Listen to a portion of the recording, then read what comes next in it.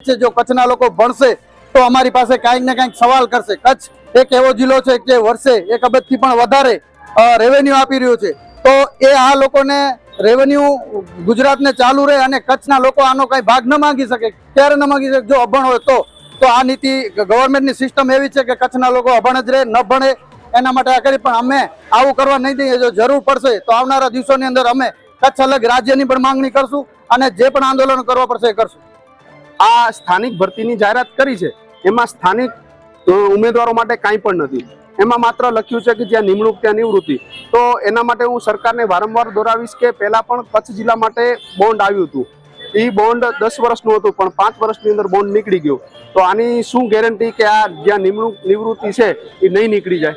તો અમે વિનંતી કરીએ છીએ અને કચ્છના ચૂંટાયેલા પ્રતિનિધિઓને પણ અમે વિનંતી કરીએ કે કચ્છમાં સ્થાનિક શિક્ષકોની ભરતી થાય અને વહેલી તકે જે આવનારા બાળકોનું ભવિષ્ય છે એ સુધરે એના માટે અમે વિનંતી કરીએ। અમારી તમામ માહિતીથી અપડેટ રહેવા માટે જોડાયેલા રહો S9 ન્યૂઝ સાથે।